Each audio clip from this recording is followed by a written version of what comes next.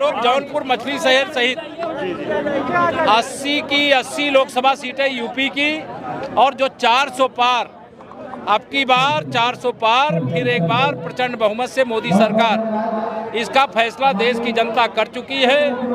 2014 में मोदी जी के नाम की हवा थी, 2019 में आंधी थी और 2024 में मोदी जी के नाम का तूफान चल रहा है। कमल खिलेगा तो जौनपुर भी खिलेगा, मछली शहर भी खिलेगा, यूपी खिलेगा और हिंदुस्तान भी खिलेगा, ऐसा लोगों का भरोसा है। कांग्रेस के मैनिफेस्टो लेके क्या कहेंगे आप? कांग्रेस का मैनिफेस्टो एक धोखा है, एक जाल है और कांग्रेस ने अपना जो आचरण है वो मुस्लिम लीग की तरह कर लिया है।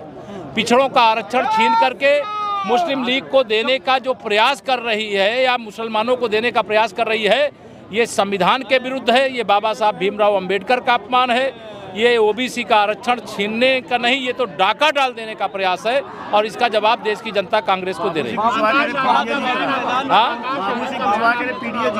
पीडीए कहीं नहीं जीत रहा है, पीडीए बुरी तरह से पिट रहा है। पीडीए का मतलब परिवार डेवलपमेंट अथॉरिटी और सपा माने समाप्तवादी पार्टी, बसपा मतलब बिल्कुल समाप्तवादी पार्टी और कांग्रेस मुक्त तो भारत हो रहा है। आकाश आनंद का बयान आपने सुना होगा, जिस तरीके से उन्होंने बीजेपी पर हमला बोला है। प्लीज रास्ता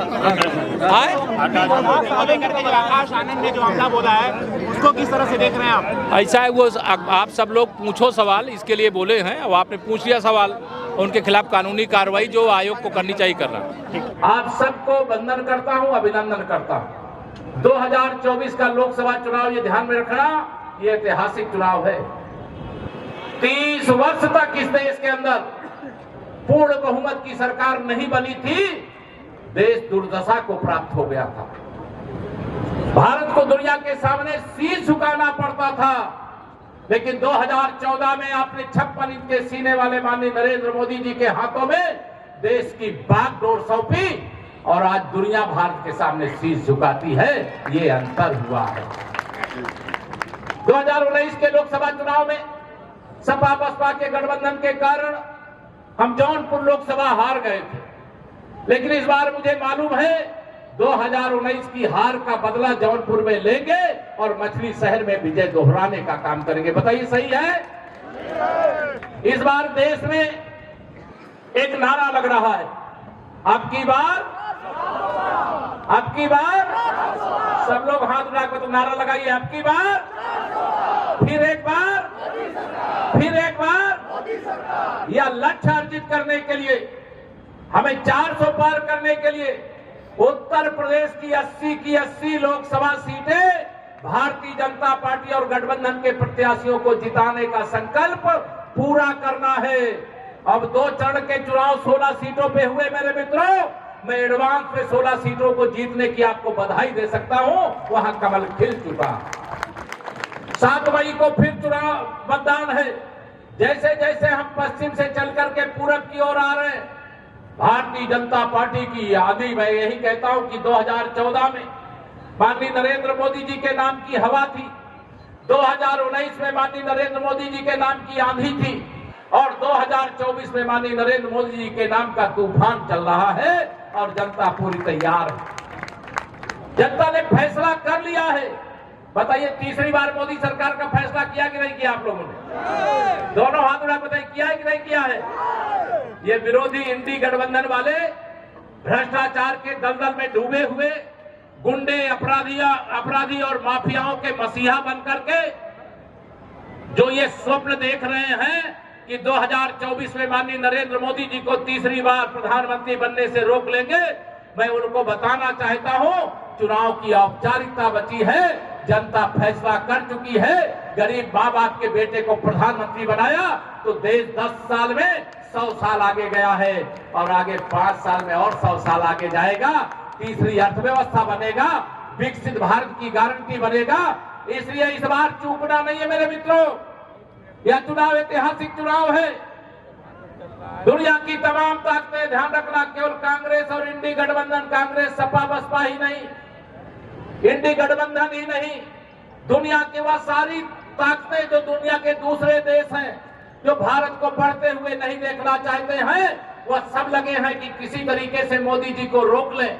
लेकिन दलों के दलदल के मिल जाने से मोदी जी को प्रधानमंत्री बनने से जब 2019 में नहीं रोक सके, जब सपा बसपा ने गठबंधन कर लिया था और देश में 2014 में से तो हम 283 जीते थे, लेकिन 2019 में जौनपुर हमें नुकसान जरूर हो गया था, लेकिन 303 सांसद कमल के फूल पर जीत करके आए थे।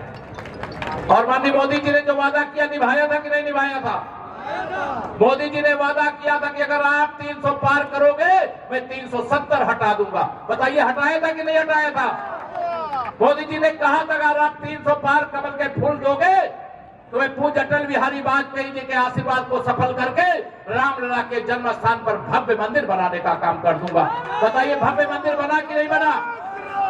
मोदी जी ने जो कहा वो किया, मोदी जी ने जो कहा वो किया।